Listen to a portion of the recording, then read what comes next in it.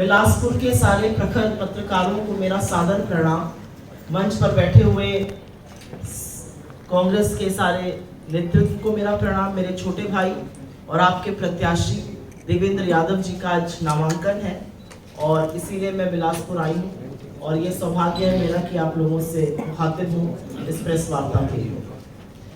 कुछ बातें national level की करूंगी और उसके बाद बिलासपुर पर कुछ बातें जरूर कहना चाहूंगी।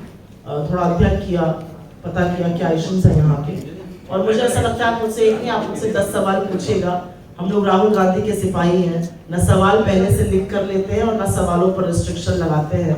हम उन लोगों में से नहीं है जो 10 साल सत्ता के बीच जाने पर एक भी प्रेस वार्ता नहीं करते। आप मुझसे 10 सवाल पूछ सकते हैं कि कोई पाबंदी नहीं। लेकिन हाँ, मुद्दा यह है कि 10 साल बाद जब आज इस देश चुनाव के मुहाने पर आया है तो 2-3 बातें पूरी तरह से साफ है कि इस देश में सबसे बड़ा मुद्दा बेरोजगारी है, इस देश में सबसे बड़ा मुद्दा महंगाई है, इस देश में बढ़ती हुई गरीबी, बढ़ती हुई आर्थिक असमानता, वो खाई जो अमीरों को और अमीर गरीबों को और गरीब बना रही है, वो बड़ा मुद्दा है। भ्रष्टाचार और जो वॉशिंग मशीन दिन भर चला रहे हैं मोदी जी, वो एक बड़ा मुद्दा है। महिला सुरक्षा और जो इस देश ने 10 साल में देखा, महिलाओं को रौंदते हुए, उनको पिटते हुए, उनके साथ शोषण होते हुए और आरोपियों को संरक्षण देते हुए, इस देश में बड़ा मुद्दा किसानों के साथ शोषण हुआ, वो है। इस देश में मुद्दा श्रमिकों का मुद्दा है। लेकिन 10 साल बाद जब आज चुनाव के मुहाने पर ये मुद्दों पर चर्चा होनी चाहिए, इन मुद्दों पर बात होनी चाहिए, तो प्रधानमंत्री जी अपना रिपोर्ट कार्ड नहीं दिखा रहे। आप दिखाइए अपना रिपोर्ट कार्ड। प्रचंड बहुमत की आपने सरकार चलाई, बताइए आपने युवाओं के लिए क्या किया, बताइए आपने कितनी नौकरियां बनाई, बताइए महंगाई कैसे कम करने की कोशिशें की गई। मुद्दों से भटकाने का प्रयास आज भी जारी है, क्योंकि असलियत यह है कि देश ने मन बना लिया है, 2 बार मौका देकर देख लिया है। इंटरनल सर्वे बीजेपी का और इंटरनल सर्वे बाकी आरएसएस का। हमारी जो जमीन से हकीकत सामने आ रही है वो ये है कि 180 पार होने में मुश्किल हो रही थी। 8-10 दिन पहले तक निरंतर टैली गिर रही है। 150 से 160 के बीच में आज भारतीय जनता पार्टी अटकी हुई है और वो टैली निरंतर गिर रही है। जितना मोदी जी मुद्दों से भागेंगे, जितना मुद्दों से भटकाएंगे, उतनी वो टैली गिरती जाएगी। क्योंकि असलियत ये है कि 10 साल सत्ता चलाने के बाद प्रधानमंत्री को म से महंगाई, म से मणिपुर, म से महिला नजर नहीं आ रही है।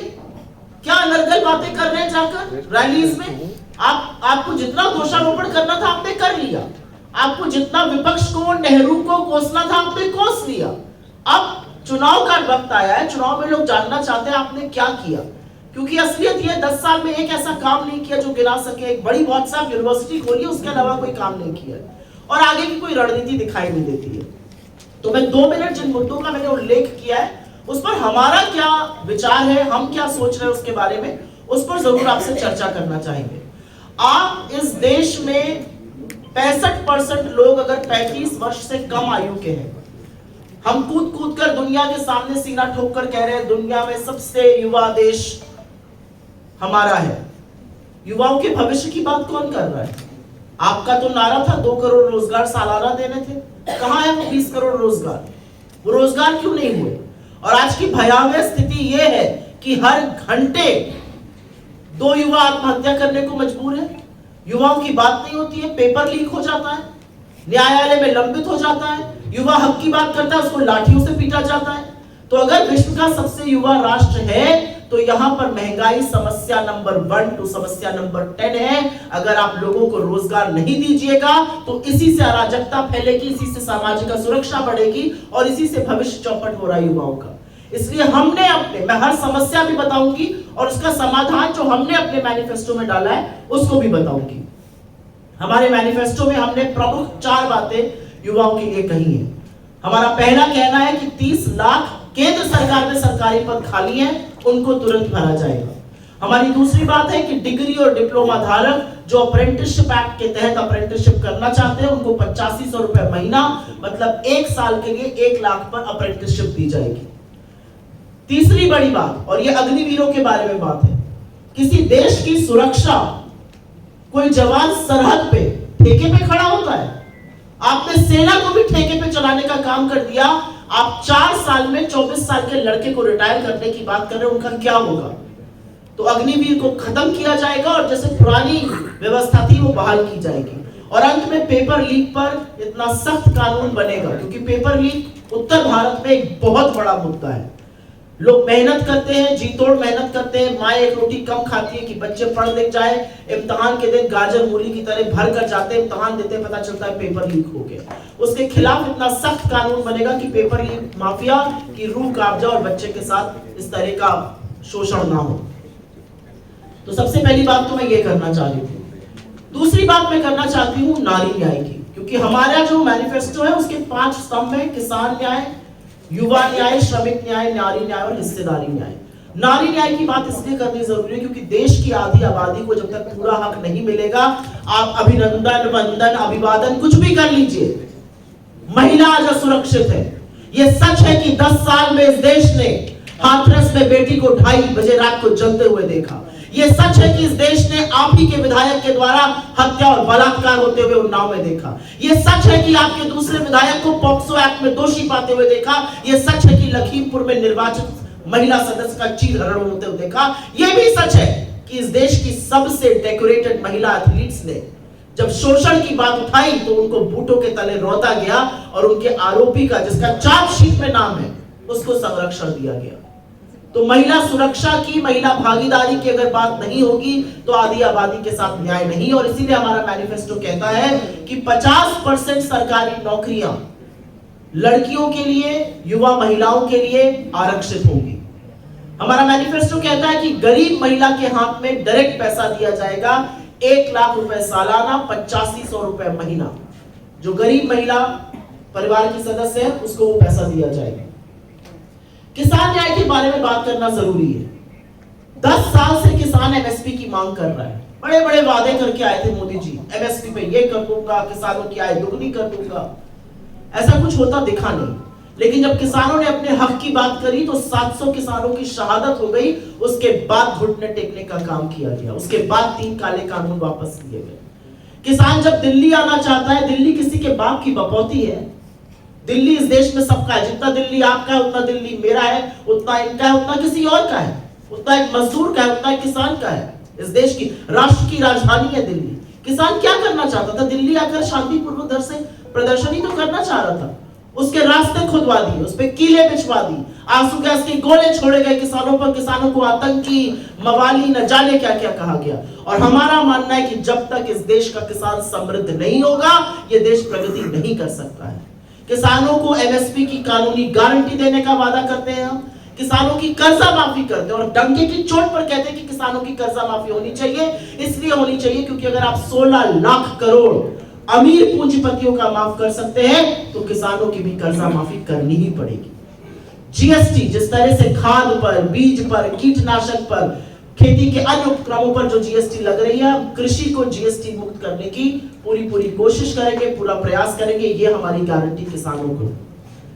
श्रमिकों की बात करते हैं। ये मेरा डेटा नहीं है, ये एनसीआरबी का डेटा है। जितने लोग रोज खुदकुशी करते हैं उसमें से 1/4 25% डेली मजदूर है। मुझे पक्का विश्वास है कि बिलासपुर में भी उबर, ओला, ये स्विगी, जोमैटो जैसे लोग होंगे जो 10 मिनट में आपके लिए खाना डिलीवर करते हैं, 10 मिनट में आपके लिए चाय की पत्ती लेकर आ जाते हैं। ब्लिंकिट जैसे लोग होंगे। कभी सोचा है कि अगर इनका एक्सीडेंट हो जाए, इनको चोट आ जाए तो इनके परिवारों का क्या होगा? कभी सोचा है कि अगर इनका पैर टूट गया और 6 महीने ये बिस्तर पर है तो इनके परिवारों का भरण पोषण कहां से होगा? और इसीलिए ऐसे गिग वर्कर्स के लिए हम एक सामाजिक सुरक्षा का कानून लाएंगे। मनरेगा लाकर ग्रामीण भारत में कांग्रेस की सरकार क्रांति लाई थी और हम मनरेगा को अब 400 रुपए प्रतिदिन की आय कम से कम करने की गारंटी देते हैं। हम श्रमिकों के लिए और देश के अन्य वर्गों के लिए 25 लाख की एक हेल्थ बीमा की गारंटी देते हैं, जैसी हमने राजस्थान में शुरू करी, जो आज भी राजस्थान में चल रही है। उसमें इलाज भी होगा, दवाई भी होगी, टेस्ट भी होगा, क्योंकि ये देखा गया कि जब जब घर में अगर बीमारी आ जाती है तो परिवार तबाह हो जाते हैं, सारी जमा पूंजी खत्म हो जाती है, लोग सड़कों पर आ जाते हैं। और अंत में मैं बात सबसे जरूरी करना चाहती हूं हिस्सेदारी न्याय की।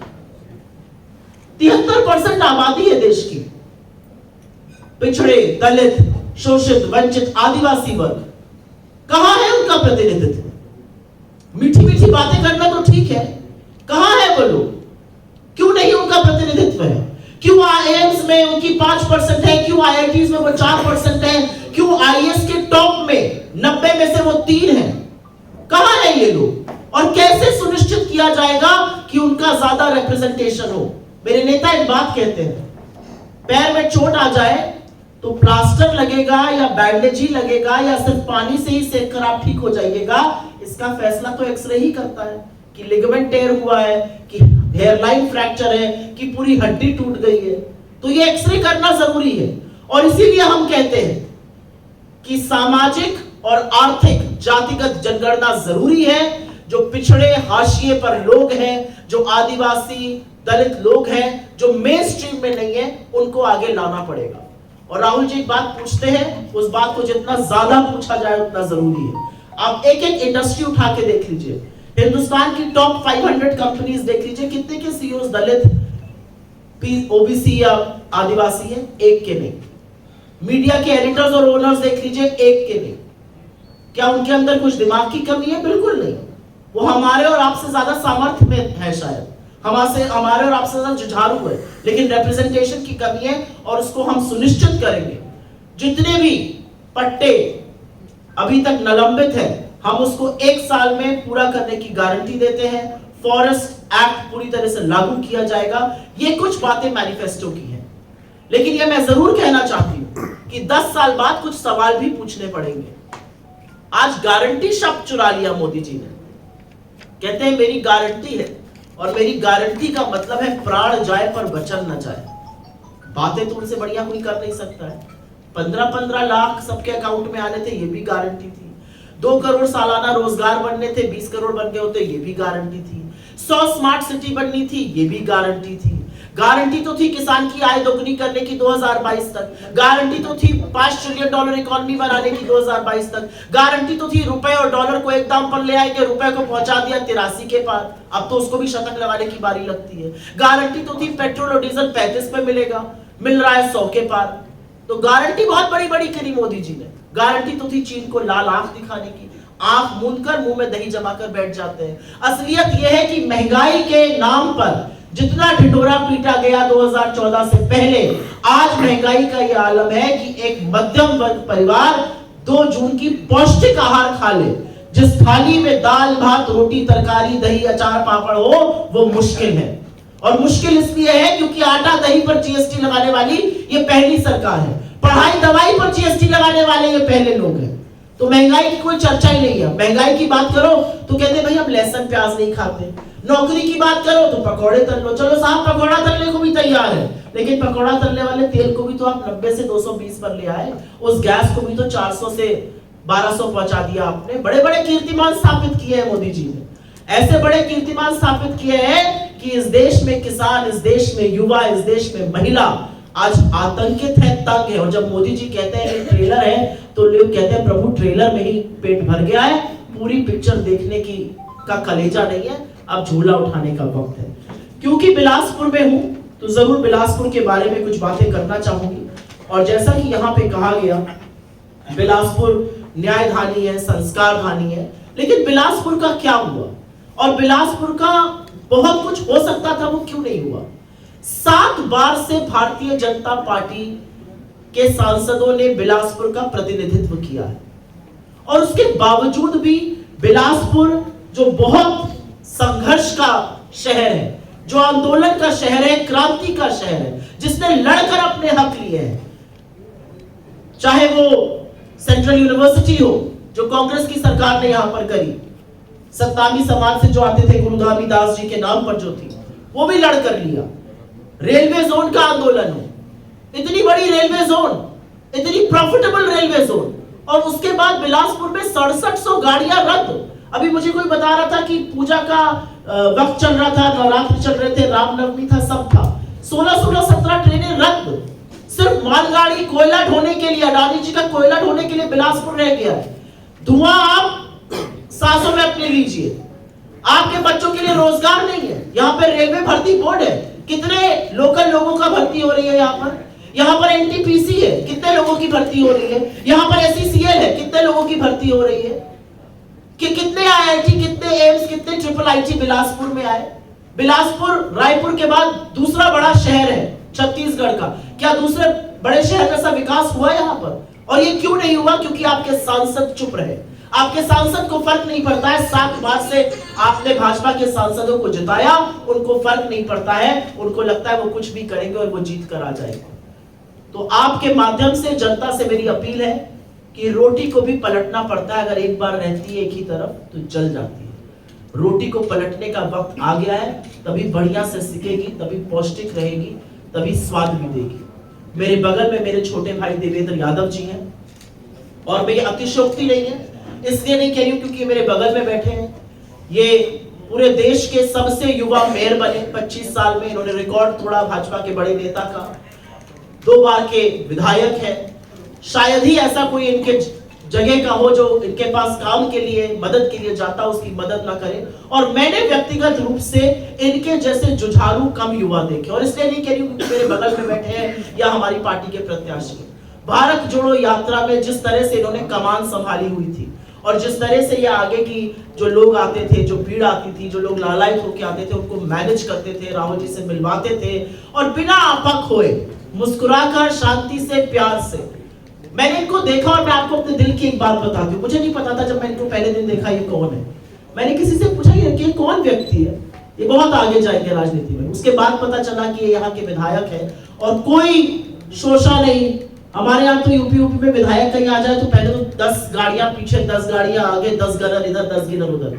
कुछ ऐसा नहीं, शांति से अपना काम करते थे, हंसते मुस्कुराते थे। कभी मैंने इनको आपा होते नहीं देखा। और ऐसा व्यक्ति अगर आपके बीच में आया है तो एक बहुत बड़ा मौका है। एक ऐसे सांसद को चुनिए जो बिलासपुर की आवाज को सदन में उठाए, जो कहे कि बिलासपुर में ट्रिपल आईटी होना चाहिए, आईआईटी होना चाहिए, एम्स होना चाहिए, आईआईएम होना चाहिए, जो कहे कि बिलासपुर सिर्फ मालगाड़ी ढोने का नहीं, पैसेंजर ट्रेन भी होनी चाहिए, जो कहे कि बिलासपुर के लोग इतना पलायन क्यों कर रहे हैं। सबसे ज्यादा पलायन पूरे छत्तीसगढ़ में अगर युवा कहीं से कर रहा है तो बिलासपुर में कर रहा है। इतनी सारी चीजें, इतने उपक्रम यहाँ पर, और उसके बाद भी पलायन हो रहा है। लानत है बीजेपी के सांसद पर, लानत है ऐसी सत्ता पर जो यहाँ पर काम नहीं कर पा रही है। तो मैं आपके माध्यम से ये अपील जरूर करूंगी कि देवेंद्र यादव जी को विजयी बनाए यहाँ की जनता, एक मौका दे। पहले मैं अपना, अभी तो मैंने खत्म नहीं किया प्रभु, थोड़ा खत्म कर लेंगे, फिर प्यार से आपका सवाल भी होगी, जवाब भी दूंगी। तो मैं बिल्कुल वोट की अपील करती हूँ, और आशा करती हूँ कि आपके माध्यम से ये बात आगे पहुंचेगी। अब आपके सवालों का मैडम, 1 लाख देंगे, लेकिन भारत सरकार के बजट से ज्यादा हो रहा है। भारतीय जनता पार्टी भ्रांतियां फैलाने में, झूठ बोलने में और दूसरे के खिलाफ षड्यंत्र रचने में सबसे ज्यादा माहिर है। इसीलिए मैंने शुरू में कहा था कि उनकी 10 साल की सबसे बड़ी उपलब्धियों में से एक उपलब्धि है WhatsApp university fake news factory बनाना। कांग्रेस पार्टी भाजपा की तरह चांद तारे तोड़ लाने की बात नहीं कर रही है। हम ये नहीं कह रहे आपके अकाउंट में 15 लाख डाल देंगे, लेकिन हाँ हम ये कह रहे हैं कि गरीब महिला को हम 1 लाख रुपए सालाना देंगे, पूरी जिम्मेदारी से कह रहे हैं। हमारे यहाँ कोई भी प्रपोजल जो होता है, मैनिफेस्टो कमेटी के चेयरमैन श्री चिदम्बरम जी हैं, आप में से जो लोग वाकिफ हैं, बहुत टाइट शिप चलाते हैं, उम्दा फाइनेंस मिनिस्टर रहे, सारा कैलकुलेशन हुआ है, गरीब महिलाओं को जाएगा, उसका प्रपोर्शन होगा। भारतीय जनता पार्टी को इतनी चिंता है तो 16 लाख करोड़ काहे माफ कर दिया अमीरों का।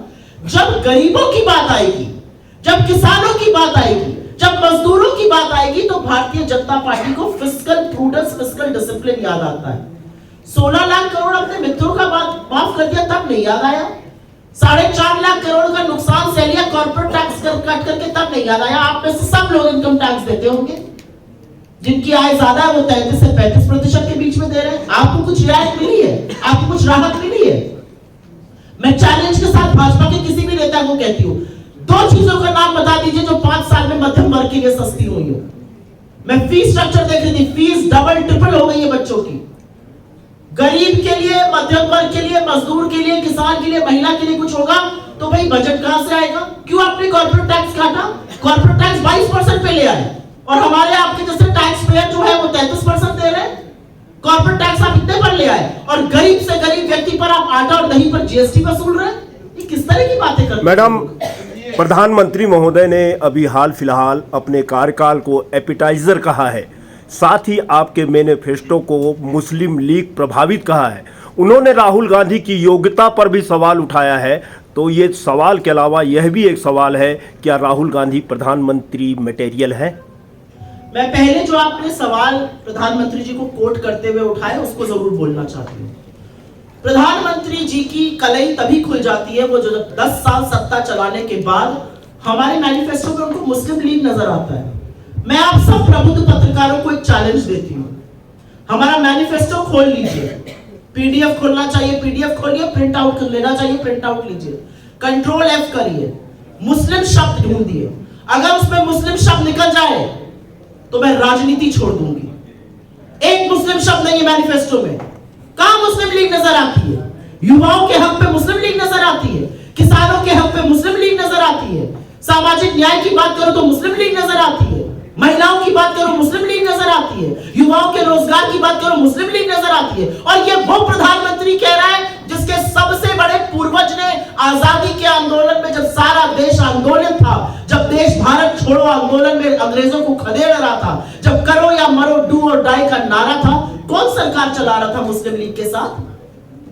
सबसे बड़े पूजनीय इनके नेता Shyama Prasad Mukherjee North West Frontier Province में, सिंध में और बंगाल में मुस्लिम लीग के साथ मिलीजुली सरकार चला रहे थे। और यही नहीं, श्यामा प्रसाद मुखर्जी उस सरकार में उप मुख्यमंत्री थे जिसका मुख्यमंत्री फजलुल हक पाकिस्तान का प्रस्ताव देता है, प्रस्ताव पारित होता है, पास होता है वो मुस्लिम लीग के अधिवेशन में, और उसके बाद भी श्यामा प्रसाद मुखर्जी बने रहते हैं। क्यों बने रहते हैं आप? क्या सत्ता की लोलुपता थी ये? श्यामा प्रसाद मुखर्जी जो इनके सबसे बड़े अग्रज, इनके सबसे बड़े पूर्वज, इनके सबसे वंदनीय आदमी, अंग्रेजों को चिट्ठी लिखते हैं, लिखित में बोलते हैं कैसे भारत छोड़ो आंदोलन का दमन किया जाए। ना हमें इनसे राष्ट्रवाद पे सर्टिफिकेट चाहिए, ना हमें इनसे अपने कर्तव्यों पर चाहिए। असलियत यह है कि इनका इतिहास इतना स्याह है कि अगर छेड़ने लगेंगे तो सवाल ऐसे पड़ेंगे कि भागे भागे फिरेंगे मोदी जी और जवाब नहीं दे पाएंगे। प्रधानमंत्री मटेरियल, प्रधानमंत्री मटेरियल। इसके बाद राहुल जी पर सवाल पूछा। मेरे नेता हवा हवाई बातें नहीं करते। मेरे नेता को लगा कि इस देश में वैमनस्य है तो उन्होंने इस देश के 4,500 किलोमीटर कन्याकुमारी से कश्मीर तक पैदल नाप दिए। मेरे नेता को लगा कि न्याय होना चाहिए, उन्होंने मणिपुर से मुंबई तक की यात्रा करी, उस मणिपुर में जहां पर 1 साल से हिंसा चल रही है और प्रधानमंत्री मोदी की तथाकथित 56 इंच की छाती के अंदर इतना कलेजा नहीं है कि वहां चले जाए, इतना दम नहीं है, इतनी हिम्मत नहीं है, इतनी नियत नहीं है। कल त्रिपुरा गए थे प्रधानमंत्री, 35 मिनट की फ्लाइट थी मणिपुर, हिम्मत नहीं है मणिपुर जाने की। मणिपुर ने जो सहा है, जो हिंसा हो रही है, आज भी हजारों लोग वहां पर राहत कैंप, रिलीफ कैंप में रहने को मजबूर है। उस राहुल गांधी पर आप सवाल उठाते हैं, उस राहुल गांधी पर सवाल उठाते हैं जो आपकी बखिया उधेड़ता है, सदन में आपके मोदी अडानी के स्कैम की जब बात करता है आप उसकी सदस्यता रद्द कर देते हैं और वो कहते हैं मुझे कोई फर्क नहीं पड़ता। वो अपना घर आपके मांगने से पहले आपको चाबी हैंडओवर करते हैं और निकल जाते हैं देश को जोड़ने। उस राहुल गांधी की आप बात कर रहे हैं जिसकी दादी ने 32 गोलियों से भूनने के बाद, जिसके पिता के चिथड़े उड़ गए उसके बाद भी वो इस देश में चला। किसी ने सोचा है कि कितना जोखिम था चलने में? कोई भी सिर फिर आके कुछ भी कर सकता था, उनको कोई परवाह नहीं थी। उस राहुल गांधी की बात कर रहे हैं आप जिनकी एक आवाज पर आज युवाओं को लगता है कि ये हमारी आखिरी उम्मीद है। मैंने उनको देखा है, उत्तर प्रदेश में देखा है, बिहार में देखा है, और ऐसे बच्चों को, ऐसे युवाओं को उनको देखते हुए देखा, उनको लगता है मोदी जी से कुछ नहीं होगा, सिर्फ जुमलों की सरकार है। यही एक आदमी है जिसकी नीति और नियत साफ है, ये कुछ करेगा। असलियत यह है, एक मिनट बात खत्म करूं, असलियत यह है नरेंद्र मोदी अगर किसी के नाम से कांपते हैं तो वो राहुल गांधी है। इतनी सीटें आएंगी कांग्रेस की, नक्सल मूवमेंट है और उसको लेकर कुछ टिप्पणी की है आपने। क्या बोला? छत्तीसगढ़ में नक्सल मूवमेंट पर आपने एक टिप्पणी की है, कांकेर के सही। शुक्रगुजार हूं आपके सवाल की, क्योंकि भारतीय जनता पार्टी की फेक न्यूज फैक्ट्री मेरे बयान को काट छाट कर गलत तरीके से चला रही है। मैं आपसे पूछना चाहती हूं और आपके सवाल से मैं थोड़ी आहत भी हूं और थोड़ी दुखी भी हूं। कांग्रेस के पूरे नेतृत्व को हमने इन्हीं नक्सलियों के हाथ खोया था 2013 में झीरम घाटी में। ऐसी हिंसा, ऐसे नक्सलियों के साथ हमारी जरा सी भी सहानुभूति हो सकती है? कांग्रेस वो पार्टी है जिसने अपने 2 प्रधानमंत्रियों को हिंसा की बलिवेदी चढ़ते हुए देखा। ये किस तरह की बात करते हैं ये लोग? इस देश में हिंसा की लेश मात्र जगह नहीं है। असलियत यह है कि झीरम घाटी की जो जांच होनी चाहिए थी उसमें भी रोड़ा लगाया भाजपा ने, एनआईए ने, और अब सुप्रीम कोर्ट ने उसमें से वो रोड़ा हटाया है और दूध का दूध पानी का पानी होगा कि हमारे बड़े बड़े नेता बस्तर टाइगर कहे जाते थे, महेंद्र कर्मा जी, पटेल जी, विद्याचरण शुक्ला जी, हमने किन किन लोगों को खोया है? ये किस तरह की बातें करते हैं? आप किसी की बात को काट छाट के लगा दीजिएगा और मैं उसका जवाब दूंगी। शर्म आनी चाहिए इन लोगों को। मैं उस परिवार से आती हूं जहां पर मेरे परिवार के सदस्यों ने जंग लड़ी है, आर्मी में काम किया है, कारगिल का युद्ध लड़ा है, मेरे चाचा का हाथ उड़ गया था। क्या बात करते हैं ये लोग? हम आपसे जवाब नहीं पूछ रहे, हम फैक्ट पूछ रहे हैं। मैंने फैक्ट बता दिया, मैंने ऐसा कुछ भी नहीं कहा है, वो काट छाट करके चला रहे हैं। और कितना कुत्सित है ये भाजपा का प्रदेश की सरकार, और कितने कुत्सित है भारतीय जनता पार्टी के लोग कि गलत बात चलाते हैं। मेरा एक सवाल था ये कि आप एक से बात एक कर रही हूँ। मेरा सवाल आपके पास मेरा एक सवाल था कि आप देवेंद्र यादव की जितनी तारीफ कर रहे हैं हम लोग नहीं सुने थे, पहली बार आपके मुंह से सुने कि देवेंद्र यादव ऐसे प्रत्याशी, ऐसे व्यक्ति करते। तो अगर ये इतने ही अच्छे हैं तो वायनाड से लड़ा देता था इनको, बहुत अच्छे प्रत्याशी हैं। तो यहाँ जो बिलासपुर के लोकल नेता हैं उनकी उपेक्षा और जनता का क्यों अपमान किया आपने? आप व्यंग में बोल रहे हैं या सीरियस बोल रहे हैं मुझे नहीं पता। सीरियस है। इस बेबुनियाद सवाल का मैं जवाब भी नहीं देना चाहती। ये बिल्कुल बेबुनियाद और मुझे ऐसा लगता है थोड़ा अभद्र सवाल। मैडम इधर सवाल लीजिए। मैडम आपने भाजपा की सीटें बताई कि कितनी सीटें आ सकती है 400 पार के उसमें, आप ये बताइए कि कांग्रेस की कितनी सीटें आएंगी? इंडिया गठबंधन अभी 300 से 320 सीटों के बीच में खड़ा है और हमारी जो समीक्षा है हर हफ्ते हमारी सीटें बढ़ रही हैं। और इसलिए नहीं बढ़ रही क्योंकि मैं आपसे कह रही हूँ, इसलिए बढ़ रही है कि हम लोगों के मुद्दों की बात कर रहे हैं, हम लोगों के संघर्षों की बात कर रहे हैं, हम जो हिंदुस्तान के मन में है उसकी बात कर रहे हैं, अपने मन की बात देश पर नहीं थोप रहे हैं। अगर आप लोगों के मुद्दों की बात करिएगा तो लोग जुड़ेंगे। 2003 में भी इंडिया जबरदस्त शाइनिंग हो रहा था, आप में से कुछ लोग तो तब भी पत्रकार थे, और 2004 में सबने देखा था कि क्या हुआ। वोटर साइलेंट है, वोटर समझ रहा है, वोटर देख रहा है कि देश किस ओर जा रहा है, वोटर देख रहा है कि उपेक्षा हो रही है लोगों के हक की, लोगों के सम्मान की, और वोटर उसका तगड़ा जवाब देगा। छत्तीसगढ़ में कितनी आ जाएगी? छत्तीसगढ़ में कितनी मैडम? 11 में से मैं बहुत आश्वस्त हूँ छत्तीसगढ़ के रिजल्ट्स को लेकर। कितनी सीट? फिर भी मैं सूद से नहीं हूँ, लेकिन मैं बहुत आश्वस्त हूँ कि छत्तीसगढ़ में हमारा प्रदर्शन बहुत उम्दा होगा। महंगाई को रोकने के लिए कांग्रेस अगर सरकार में आती तो क्या करेगी? बहुत अच्छा सवाल है। ऐसे सवाल हो तो मुद्दों पर बात होती है। महंगाई क्यों बढ़ रही है? महंगाई इसलिए बढ़ रही है क्योंकि सरकार ने आपके ऊपर टैक्स का आक्रमण किया हुआ है। आपसे सिर्फ इनकम टैक्स नहीं वसूला जा रहा है। आप पेट्रोल भराने जाते हैं, कच्चा तेल जो है वो इतने पर है कि 70-60 के बीच में पेट्रोल बिके। पेट्रोल बिक रहा है 90 के पास, डीजल बिक रहा है 90 के पास। क्यों बिक रहा है? कच्चा तेल का दाम घट गया, 13 बार एक्साइज बढ़ाई, वो वाली एक्साइज बढ़ाई जो राज्यों के साथ साझा भी नहीं होती है और आपसे वसूली की जा रही है। गैस का दाम अगर एक्चुअल गैस पे हो तो कम से कम नहीं तो 600-700 में सिलेंडर बिक जाए, वो क्यों 1100 लेकर गए? अगर आप इन्हीं चीजों के दाम कर दीजिए, अगर आप डीजल का दाम आज कम कर दीजिए तो सब्जी, फल, बाकी सारी चीजें सस्ती हो जाएंगी। महंगाई नियंत्रण के बहुत से तरीके होते हैं। सबसे पहला तरीका होता है कि आप ऐसी चीजों से जीएसटी हटाइए जो एसेंशियल आइटम्स है। आटे दही पर जीएसटी कौन लगाता है जी? जीएसटी जो है वो इस देश का सबसे गरीब और सबसे अमीर आदमी एक बराबर देता है। आटे पर अगर 5% जीएसटी है तो वो वही व्यक्ति देगा जो गरीब भी है और अमीर भी है। 18% जीएसटी, आप कहते हैं मेडिकल इंश्योरेंस करा लो, 18% जीएसटी, फीस पर जीएसटी लग रहा है। इन सब चीजों का रैशनलाइजेशन हो तो महंगाई बहुत कम हो सकती है। महंगाई कम करने का एक तरीका यह भी होता है महंगाई की मार से बचाने का कि लोगों की आय बढ़ाइए, और आय बढ़ाने के मोदी जी की सरकार में तो कोई साधन नहीं दिखे। जो चीजें मैंने अपने मैनिफेस्टो में बोली है उसमें जरूर दिखे। आ रही है लास्ट दो क्वेश्चन